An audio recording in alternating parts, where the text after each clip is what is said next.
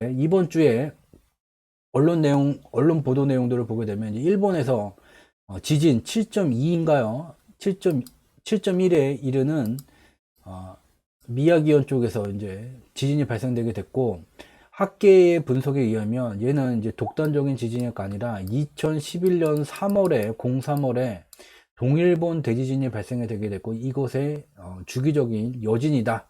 따라서 향후 10년간 이와 같은 여진이 계속될 조건에 있다라는 것을 이 학계에서 분석한 내용을 주요한 언론들이 보도를 하고 있죠. 근데 이 2011년과 지금 2021년, 지금 2월이죠. 거의 이제 3월 가까이 되고 있는데, 일본이라는 국가의 경제 상황을 보게 되면 닮은 꼴이 굉장히 많아요.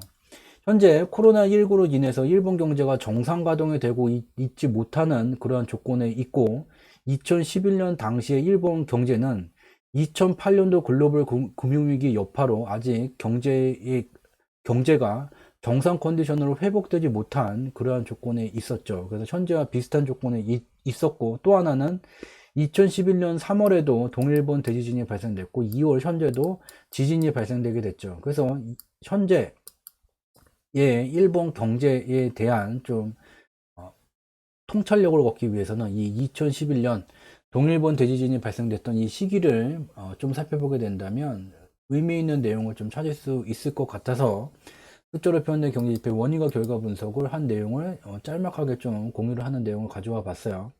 일부분 내용이기는 하지만 핵심 내용만 좀 뽑아서 보게 되면, 일본 경제의 단상을 나타내게 되는 대표 경제지표 중 하나인 실업률이에요. 실업률을 보게 되면 2011년 3월에 동일본 대지진이 발생이 되게 됐고, 2012년서부터 초저금리와 적극적인 엔화 유동성 공급 확대라는 아베노믹스라는 적극적인 경기 부양 정책이 진행이 되게 되면서 일본의 실업률은 2% 중반대까지 낮아지게 됐어요. 근데 일본의 실업률을 보게 되면 이전에도 2000년 초반에도 2006년까지도 실업률이 매우 빠르게 하락하면서 일본 경제가 개선되는 시절이 있었죠. 바로 우리의 머리 기억 속에 있는 앞가름말을 양옆으로 고이 만든 고이즈미 주니치로 내각이 이와 같이 아베노믹스 정책이 진행되기 이전에 일본 경제의 경기 부양을 위해서 적극적인 경기 부양 정책을 진행을 했었죠.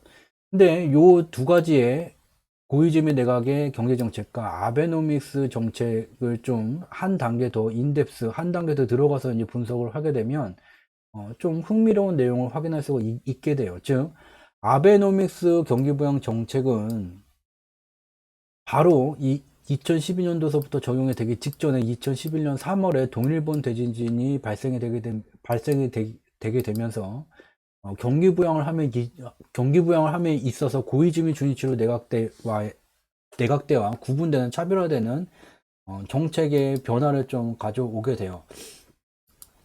그래서 보게 되면 먼저 앞서서 말했었던 2000년 초반에 일본 경제의 경기 부양을 진행했었던 고이즈미 주니치로 내각대의 일본의 수출 절대 금액을 보게 되면 이와 같이 매우 격하게 증가되었던 현상을 확인해 볼 수 있게 되죠. 심지어 아베노미스 정책이 진행되던 기간의 성과보다 더 가파른 상승세를 확인할 수가 있게 돼요. 고이즈미 주니치로 내각의 경기 부양 정책의 특징은 제조업이에요. 제조업을 핵심 성장 동력으로 수출 확대의 방향성을 가져가게 됐죠.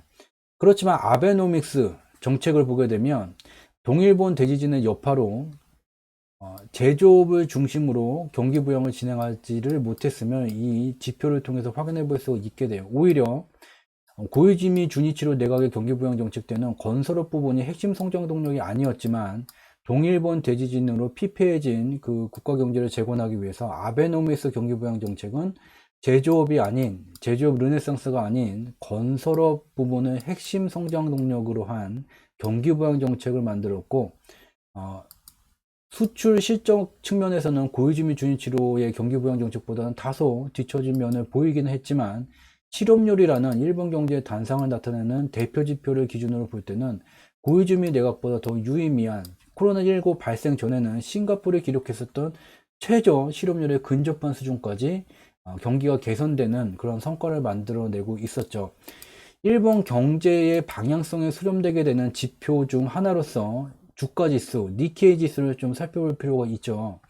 여기에 녹색 선으로 일본 니케이 지수의 수명주기를 나타내게 됐어요. 수명주기는 밑에서부터 태동기, 성장기, 성숙기, 쇠퇴기로 구성이 되게 되고, 어떠한 기업의 주식 가격이 됐던, 어떠한 경기 지표의 지표값이 되게 됐던 태동기를 넘어서게 되면 쇠퇴기까지 상승생애가 만들어지게 되고, 쇠퇴기에 이르면 소멸하는 것이 아닌 새로운 생애를 만들기 위해서 출발했었던 태동기를 귀향하는 불교의 윤회 과정이 진행되게 돼요.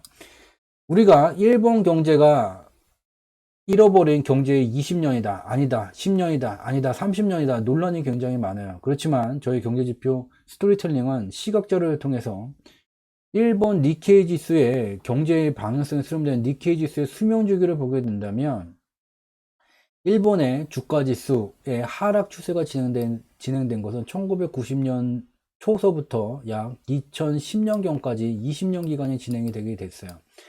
특히 고이즈미 주니치로 내각이 앞서 살펴봤었던 것과 같이 일본 경제 경기 부양을 통해서 유의미한 성과를 만들었기는 했지만, 고이즈미 주니치로 내각 이후에 들어선 아베노믹스 2006년에 다시 아베 신조가 1년이라는 짧은 기간 동안에 총리를 여기로 들어서게 됐고, 고이즈미 주니치로 내각이 힘을 들여서 만들었었던 경기부양 정책을 완전히 180도 그냥 엎어버렸어요. 국가 부채가 증가되게 되면 큰일이 나게 된다. 재정 건전성을 확보해야 된다. 지금은 경기 부양을 계속하면 큰일이 나게 된다. 경기를 부양하는 시기에 그와 같은 재정 건전성, 부채 축소라는 경제 정책을 진행하게 됐고, 당시에도 건강상의 이유로 자신의 정책이 잘못된 성과를 확인한 아베는 1년 만에 총리에서 스스로 물러나게 되죠.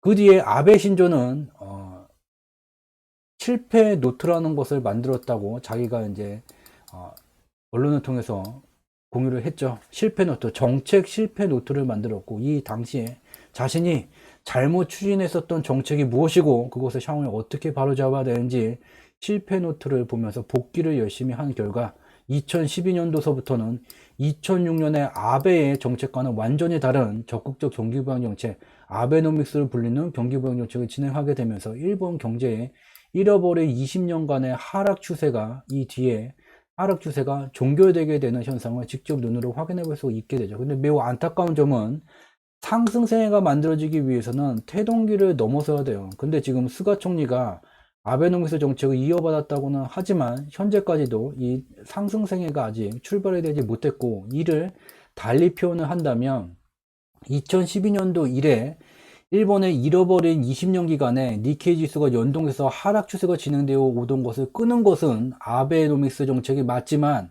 아베노믹스가 반쪽짜리 정책이라고 비난을 받는 이유 중에 하나를 바로 상승세까지 만드는 성과를 아직 만들지 못했기 때문이라는 것을 이 지표를 통해서 확인해 볼 수가 있게 돼요. 그렇지만 우리가 여기서 이제 확인할 수 있는 것은 이 동일본 대지진이 향후에 일본에 10여 년간 계속해서 영향을 주게 된다면 일본 경제의 핵심 성장 동력은 고이즈미 주니치로 내각 때의 제조업 부문이 아닌 건설업 부문이 되어야지 되고, 이러한 건설업 부분이 핵심 성장 동력으로 자리 잡게 된다면 시중 엔화 유동성 공급 규모는 일정 수준을 지속적으로 유지를 시켜줘야 되는 그러한 조건이 갖춰져야 된다는 것을 알 수가 있게 돼요. 그래서 우리가 확인하는 것은 향후 일본의 경제 정책이 갑자기 총리가 바뀐다든지 아니면 스가 내각이 정책을 바꿔서 부채를 줄여야 됩니다. 그리고 개인들의 대출이 너무 많습니다. 코로나 때문에 경기가 안 좋은데 부채 늘어나는 거 줄여야죠. 재정 건전성 나빠지고 언제까지 방관할 겁니까? 그것 같은 정책으로 돌아서게 된다면 일본 경제의 방향성은 다시 잃어버린 20년의 연장이 되게 될 것이라는 것도 알 수 있게 되고, 이와 같은 일본의 2011년도 동일본 대지진과 현재의 지진, 또한 2011년도의 일본 경제의 조건과 현재 코로나19 특수환경성 속에서 일본 경제 조건의 유사함을 비교를 함으로써 일본 경제의 정책이 향후 어떠한 방향으로 흘러가게 될 때 투자하기에 적합한지를 좀 알 수 있는, 힌트를 얻을 수 있는 그런 내용을 오늘 마지막 순서로 살펴봤습니다. 네, 오늘 준비한 내용은 여기까지였고요. 저희가 공개방송을 진행하는 방식인 지표를 통해서 특정 경제 현상을 분석하고 또 원인과 결과 분석으로 검증하는 방식이 매우 어렵고 낯설게 느껴질 수가 있죠. 그래서 그런 분들을 위해서 저희가 이제 권장하는 바는 지난 공개 방송들 중에서 매우 뼈가 되는, 토대가 되는, 매우 근간이 되는 내용들을 공유해 왔었고, 그 내용을 모아놨어요. 지금 여러분들이 참여하고 계신 저희 유튜브 채널을 통해서도 확인해 볼 수 있지만, 유튜브 채널에서 과거 이제 영상을 찾으려면 계속해서 밑으로 내리면서 페이지를 넘겨가면서 찾아야 되는 번거로움이 있죠. 그래서 그것들을 좀 모아놨어요. 좀 낯선 단어이기는 하지만 주상지, 주가를 상승시키는 경제지표 약자 주상지라는 것을 녹색 검색창에다 치게 되면 두 번째에 이 카페 네이버닷컴이라는 얘가 나오게 돼요. 얘를 이제 클릭하게 되면 이 주상지, 주가를 상승시키는 경제지표, 삶의 주체가 되는 지혜를 나누는 곳, 이 카페가 연결이 되게 되고, 여기 가운데에 필독이라고 되어 있는 부분을 좀 보실 필요가 있죠. 첫 번째는 3월 25일 날 진행했었던 공개 방송이에요. 글로벌 금융시장 폭락기가 3월 20일 미국의 선물 옵션 만기가 되게 되면 코스피를 포함해서 폭락기가 반등 국면이 진행된다는 것을 공개 방송과 여러 이제 매체를 통해서 여기에 공유를 한 것은 3월 13일 날 분석했었던 내용이죠. 그래서 이와 같이 숫자로 표현된 경제지표의 원인과 결과 분석으로 글로벌 금융시장의 방향성과 변동성을 구분할 수 있고, 또한 3월 20일 이후서부터는 글로벌 금융시장이 출렁이는 모습을 나타나게 되겠지만, 이러한 변동성이 일정 기간 누적되게 되면 상방의 방향성을 나타나기 때문에 출렁되는 이 시기에 공포감을 갖게 되고, 공포지수 인버스 2배수를 살 것이 아니라, 또는 현금 100%를 확보했다고 자랑할 때가 아니라 이것을 갖고 코로나19 특수 환경성 속에서 가치가 추세적으로 상승할 수뿐이 없는 산업 부분을 찾아내고, 그러한 산업 부분과 연관된 금융상품에 진입해야 되는 기회의 시기로 활용해야 된다는 것을 계속해서 공유를 해왔어요. 왜 그러냐면 글로벌 금융시장은 연동돼서 움직이고 있다. 3월 25일 공개 방송에서 어떻게 연동되고 있는지를 살펴봤죠. 예전서부터 이제 투자 경력이 많으신 분들은 미국하고 대한민국하고 무슨 상관이냐, 미국 주식시장은 미국 거고 대한민국 특수성에 따라서 가는 거지 무슨 상관이냐, 이러신 분들은 이제 과거에 가격 차트만 보고선 투자를 해오신 분들은 그런 생각을 갖기가 쉽죠. 그렇지만 현재 보게 되면 우리가 ETF라는 글로벌 ETF, 글로벌 펀드 개념이 만들어지게 됐고, 이러한 글로벌 ETF 개념을 만든 분이 존 템플턴 경이라는 사람이에요. 거대 자금을 운영하는 복수의 투자 조직을 편의상 한머니라고 부르게 되고, 이 한머니는 인류의 금융 역사상에서 한국과의 중앙은행보다 더 많은 자금을 운영해 왔죠. 글로벌 ETF가 만들어진 다음에 이러한 거대한 막대한 자금을 이용해서 같은 기간에 미국 시장이 됐든 유럽이 됐든 중국이 됐든 대한민국이 됐든 일본이 됐든 인구가 감소하든 말든 아프리카의 이름 모르는 국가가 금융시장을 만들었다면 같은 기간에 다 연동돼서 움직이고 있다. 어떻게 연동돼서 움직이는지 그 메커니즘을 3월 25일 날 공개 방송 때 분석을 했고, 그 다음에 살펴보셔야 되는 내용이 4월 2일 공개 방송기이죠. 이러한 글로벌 금융시장의 변동성이라는 창을 휘두르는 한머니에 맞서서 미국의 중앙은행 글로벌 유동성의 근간이 되는 미달러 유동성의 증감을 조절할 수 있는 유일한 절대 반지를 가진 곳 미 연준이 드디어 절대 반지를 손가락에 끼고 무언가를 하고 있죠. 따라서 이와 같은 소리 없는 창과 방패의 전쟁, 어떠한 일들이 우리가 모르는 사이에 어떠한 일들이 진행되어져 오고 있는지를 분석한 내용, 그리고 마지막으로 6월 12일 날 공개 방송 자료인데, 숫자로 표현된 경제지표의 원인과 결과 분석을 할 수 있다면, 또한 분석했던 분석 결과를 인과 분석을 통해서 다시 검증할 수 있다면, 우리가 살아가고 있는 글로벌 금융시장과 글로벌 경제는 구분되는, 네 가지의 구분되는 장세로 나눌 수가 있다.